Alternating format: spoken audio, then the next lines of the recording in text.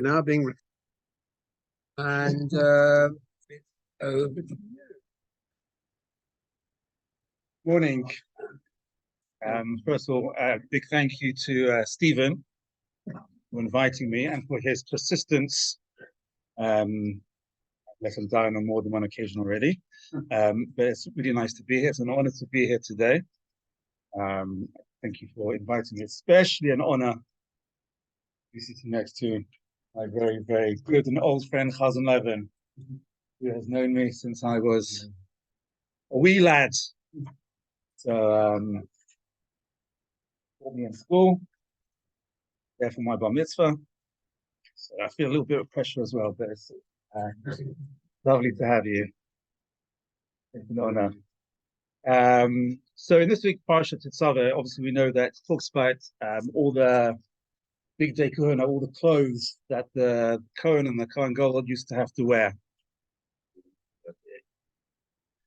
I just want to explore in the short time that we have one particular element, which is it's always fascinated me that at the bottom of the me'il, the robe that the Kohen Gadol used to wear, at the bottom was the bells.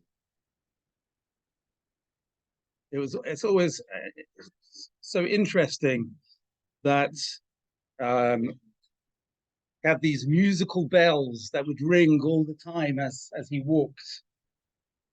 It's also interesting that it was interspersed with pomegranates, woolen pomegranates. That's the topic for a different share. What was the significance of it being a bell and a pomegranate, bell and a pomegranate? That's not what I'm going to speak about now. Now I just want to speak about the bells. So the prophet says that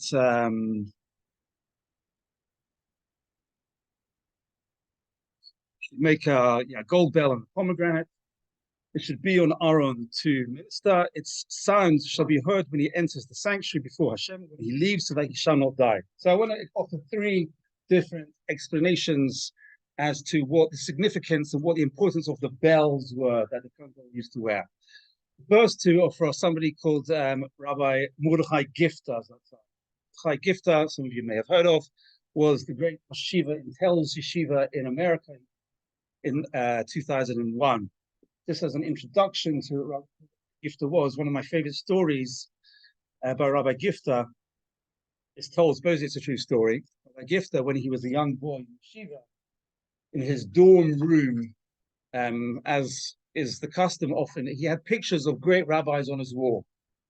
Yeah, picture of the Chofetz Chaim, of the Vilna Gaon. I don't know who there was there exactly. In the middle of all these rabbis, there was an empty frame. Empty, no picture.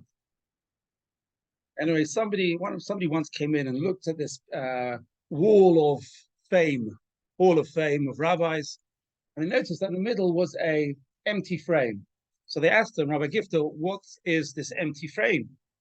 Has the picture fallen out? Being repaired? So he says, no, that's the frame where my picture is going to go. Right? That's right, when one aspires to greatness, as he obviously did, that's definitely one of the first steps one takes to get there. And you can see this in the words that he speaks, as we're about to talk about. So Rabbi Gifter offers two explanations as to the purpose of the bells. Number one, he says that each time the Kohen Gadol took a step, what happened? There was a jingle. So what? Well, it meant that both he knew that he was going somewhere, and also everybody else knew that he was going somewhere. Rabbi Gifter explains, in such a case, every move you make, every footstep that you take has significance, because there's no such idea or concept of going somewhere incognito. You can never go incognito because everybody and yourself is aware of every step. Every step has importance. Every step has significance. So he explains that this applies not just to the Kohen Gadol. It applies to every leader of the Jewish people, but more than that, it applies to every one of us. If every one of us really believed that every action of ours had a significance, every step we took really had an importance, then of course, everything that we did, every action, every word, every step would of course take on a much huger significance. You can never be incognito. You can never do something insignificant because yourself and everybody around you is always aware of what you are doing. Quite a scary thought, actually. That's thought number one from Rabbi Gifter. Fits in very nicely with his idea of the picture in the frame that he's waiting for himself to take its place. The second idea is perhaps a more famous one, and it's based on a Gemara in Pesachim. The Gemara says there in Pesachim that whenever the Tana Rabbi Yeshua, before he entered his door, either his door or somebody else's door, he would always knock. Why? The Rashbam, famous 12th century commentator, cites the Medrash, and he explains that why did he do this? Because the Kohen Gadol had to wear bells. What does the verse say? The sound shall be heard when he enters the sanctuary before Hashem. You can't go into a room without announcing yourself first. Amazing. Makes sense. We can understand, and we'll talk about this in a minute or two. You can understand that you knock on the door before you go into somebody else's house. Even before you walk into your own house, you knock on the door. And if this sounds strange, I know many distinguished people who do this even before they walk into their own house. Even if they know that nobody is in the house, they will still knock on the door before entering. Yerushalmi in Yuma says the fact that the Kohen Gadol used to wear these bells that announced his coming into the Mishkan, it atones for the sin for people who killed unintentionally.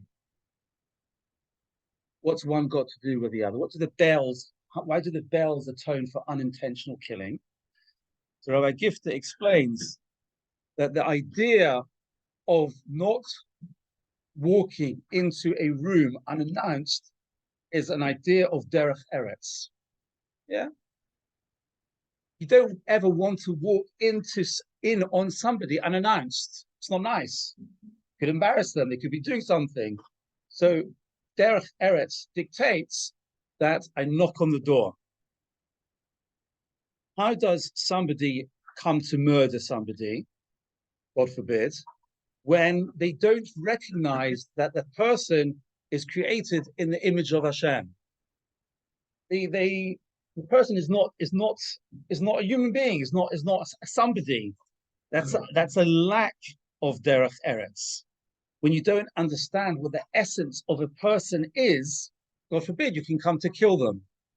The antidote to that lack of appreciation of humanity is derech eretz, appreciating the subliminity. That's not a word.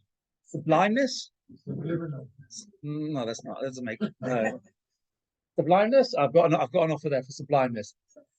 The antidote to not recognizing the sublimeness of humanity is to knock on the door. Is the Kohen Gadol to wear the bells, to appreciate that wherever I go, I have to let people know that I'm coming. Human beings are so special. I don't want to ever do something. I don't want to ever do something that might cause them embarrassment. Therefore, the Kohen Gadol's ringing announcement on his arrival into the temple was a meticulous demonstration of derech eretz. That's why it atoned for the callousness caused in derech eretz by somebody killing somebody else unintentionally. And thirdly, another explanation in the name of somebody called Rabbi Yochanan Zweig. May not be so familiar with him, but many, many, many years ago when I was young, I went to yeshiva, one of the yeshivas I went to was called the Talmudic University of Florida. Oh, that was lovely, being on the beach. And the Rosh Yeshiva was somebody called the name of Rabbi Yochanan's wife. A tremendous Talmud Chacham, tremendous insights into life and into Parsha. And he asks a slightly different question. And based on the same idea that the Rashbam says about knocking on the door before you go in. He says that I can understand that the idea that the Kohen Gadol used to wear bells before he went into the Mishkan, into the Kodesh Kadoshim, I can understand that teaches me that before I go into somebody else's house, I need to knock on the door. That makes sense. That's a good analogy. But how does it teach me that just because the Kohen Gadol before he went into Hashem's house, how does that teach me that I have to knock even on my own door? What's the analogy? I have to knock on my own door before I go into my own house? How do I learn that out from the Kohen Gadol wearing bells before he goes into Hashem's house? He says that doesn't seem to make sense. So he brings the famous verse, they shall build for me a sanctuary, says Hashem, and I will dwell in them, besocham, in them. What does that mean, in them? The verse should have said, I will reside, I will dwell in it. What does it mean, I will dwell in them? So, Rabbi Zweig explains like this. He says, many of us think that in order to experience a relationship with Hashem, or to experience Hashem's presence, how do we do that? We go to Shul, the house of Hashem. You want to speak to Hashem? You go to Shul. You want to feel Hashem? You go to Shul. And as such, as soon as we leave Shul, we leave Hashem behind. Because Hashem is only found in Shul. Because going into Shul is like going into Hashem's home. Rabbi Yeshua is teaching us that although the Mishkan was built for Hashem's presence to dwell on, it is not just Hashem's house, it is also the house of the Jewish people. The Mishkan, on a smaller scale, was not just meant to be this house of Hashem where only Hashem's presence is felt. It was meant to be a place where we could go, feel Hashem's presence, but also bring the Kedusha of Hashem back into our own homes. The Mishkan was the blueprint for building our own homes. It wasn't just a vision of the ultimate thing where we go to that place and Hashem is. No, it's the blueprint of how we create our own homes. And therefore, the message that Rabbi Yeshua is teaching us, just as the Kohen Gadol was going into the house of Hashem, he had to, first of all, announce his presence. So too, our home should also be a place where Hashem's presence dwells. We can also meet Hashem in our own homes, and therefore we have to operate in a similar manner. Just like the bells announced the Kohen Gadol's presence, so too, even before we go into our own homes, we knock on the door and we tell Hashem, whose presence is there waiting for us, we say, Hashem, we are coming in. Because Hashem is found in Shul, Hashem must also be found in our home. Thank you very much. You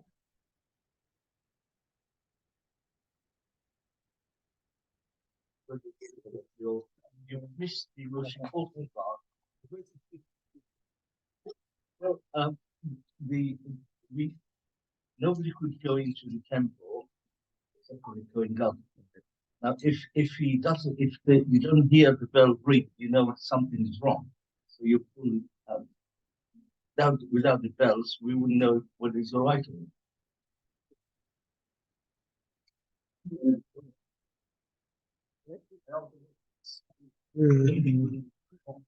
Yeah, it's not what the Pasuk says, though. That's what he heard when he enters, when he goes in to the Mishkan, to the Kodesh Kadoshim. That's what needed to be heard. You're right. Could be there was a practical issue as well, that when we never heard the bells ringing anymore, we knew that he wasn't coming out alive. That's true. But at least in this week's parsha, that's not the purpose of the bells. So a very good point.